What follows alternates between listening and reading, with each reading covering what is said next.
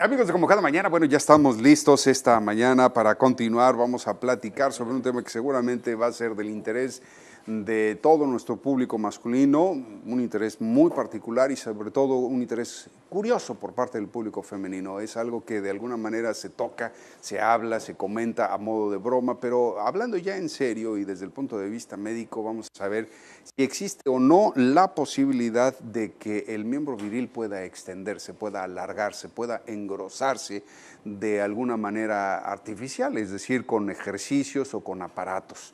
Esto es importante porque la Internet está plagada de información al respecto, de promesas que van desde píldoras, aparatos y ejercicios para lograr del miembro viril un mejor tamaño, más grande, más volumen. Pero, pues, ¿qué dice el experto? Está con nosotros el urólogo, el doctor Andrés Hernández Porras, nuestro urólogo de cabecera. Andrés, ¿cómo estás? Bienvenido. ¿Qué tal? Buenos días, gracias. Y pues bueno, yo sé que a final de cuentas, pues hay muchísima información que desorienta más que otra cosa, que promete, hace promesas que pues desde el punto de vista médico no podrían de alguna forma cumplirse. Pero aquí lo interesante es que quisiéramos preguntarte a ti, ¿se puede? ¿Es factible? ¿Hay alguna posibilidad real que la medicina tenga comprobada que alguna de estas cosas o de estas promesas que se hacen en Internet pueden llegar a tener resultados al menos cercanos a lo esperado? Mira, realmente desde el punto de vista médico, o sea, como tratamientos médicos, no hay algo que haya comprobado alargamiento del pene. Normalmente cuando una persona tiene, por ejemplo, está expuesta al frío, tiene datos de depresión o simplemente anda con un estado de ánimo bajo, el pene tiende a verse un poquito más pequeño. Hay que tomar en cuenta que el pene es una esponja. Son tres esponjas, los dos cuerpos cavernosos y el cuerpo esponjoso.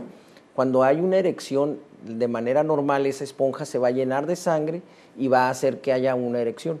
Y ya dependiendo de la cantidad de sangre que llegue, bueno, es una erección con X cantidad de rigidez, ¿no? Es X grado de rigidez, perdón. Entonces, cuando hay cuando hay un tratamiento médico para alargar el pene, por ejemplo, hay gente que llega con nosotros y dice, ¿sabes qué? Ha cambiado el tamaño del pene, pero se asocia generalmente a esos estados de ánimo. Y esos estados de ánimo lo que hacen es que llegue menos sangre al pene y se ve más pequeño el pene. Entonces hay medicamentos que aumentan el flujo de sangre y le da la impresión al paciente de que tiene un poquito más de longitud de pene. Pero como comentabas, estamos llenos de información en Internet, medicamentos que son naturales, entre comillas, que supuestamente alargan el pene, pero realmente, médicamente hablando, no hay nada demostrado al respecto. ¿No tiene ningún sustento científico entonces? Honestamente no, porque el pene, por ejemplo, la raíz del pene está fija a los huesos, a los huesos del pubis, al isquion. Entonces, al estar fijo, el pene no se va a alargar, tendría que, digamos, llenarse esa esponja para dar una imagen más, digamos, diferente con esos medicamentos. Entonces, estos medicamentos realmente lo que hacen es un poquito más de llegada de sangre y le da esa impresión, ¿no? Tenemos una llamada del público, bueno, una pregunta del público, y lo quiero aprovechar para que usted también pueda, si tiene alguna duda, alguna pregunta directa, inclusive puede hacerla totalmente anónima para el doctor, llámenos, 973-4826 desde Tijuana y las ciudades del estado de Baja California, y también desde San Diego al 619-688-2000. Bueno, nos pregunta alguien del público, tiene que ver con el tema. Bueno, doctor, ¿de qué depende entonces el que alguien tenga mayor o menor tamaño de pene? ¿Es esto hereditario o es simple y sencillamente una cuestión de suerte, azar o qué interviene? Bueno, es hereditario en parte, también tiene que ver con la raza. La raza va, digamos, a delinear el tamaño del pene, pero hay tablas ya establecidas en donde la distancia entre el pubis y el glande, pero sin erección se debe de estirar el glande y tomar esa medida, desde el pubis hasta el glande. Entonces, viendo esa tabla se verá si corresponde la longitud, digamos, a lo normal o no, porque hay enfermedades que se llaman micropene y es un pene realmente muy pequeño que está incluso escondido. Ahora, hay gente, cuando hay problemas de obesidad, hay gente que deposita mucha grasa en el área del pubis.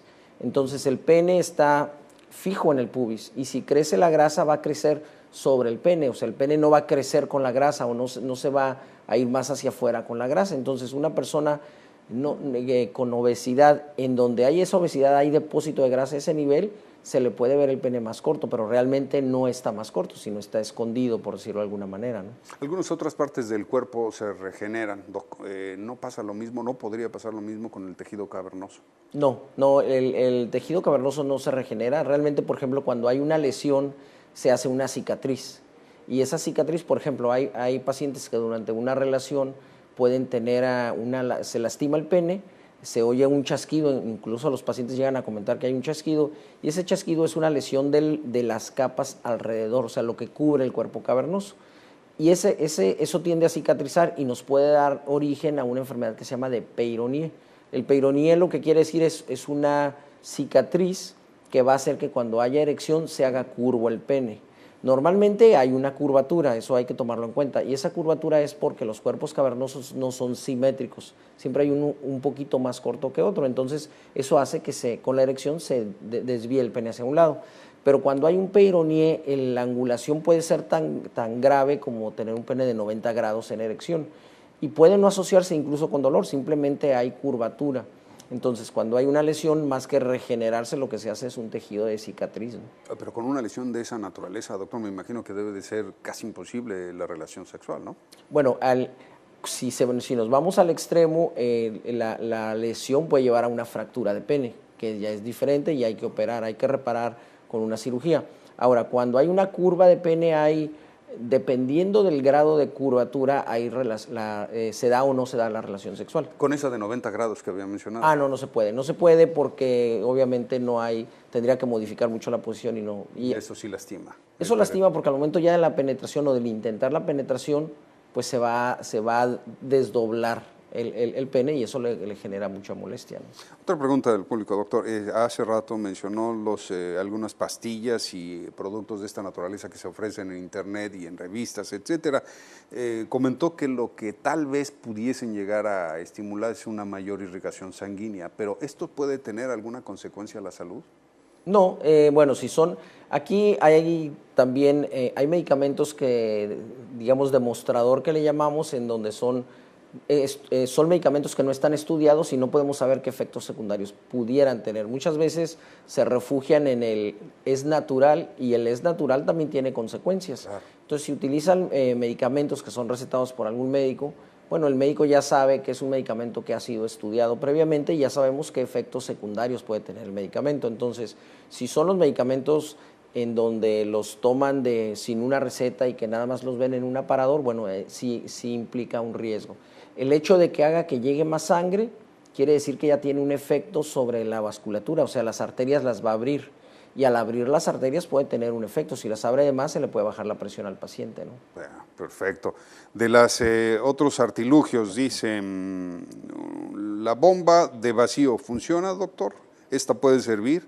Porque si lo alarga cuando se está usando, ¿esto puede hacer que los efectos sean duraderos?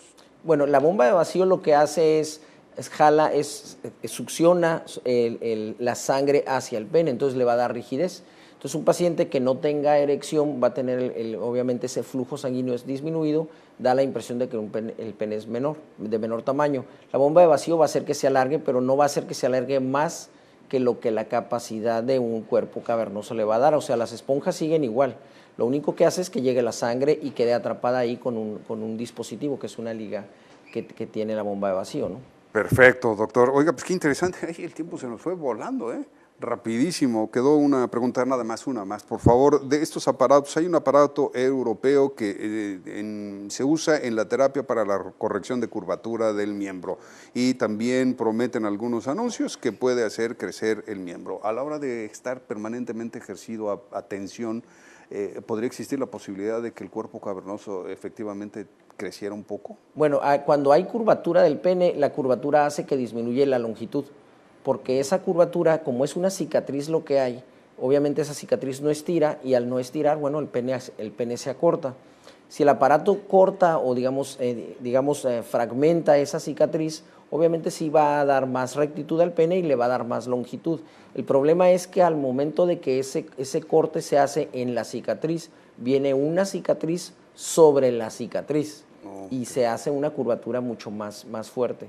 Ahí realmente cuando hay una curvatura el tratamiento es una operación pero la operación solamente se hace cuando el paciente tiene molestias con la penetración. Si tiene una curvatura que le permite llevar una vida sexual, no se recomienda la cirugía, pero en sí el aparato, a fin de cuentas, habría que ver qué tanta curvatura residual da, porque generalmente empeora la curvatura.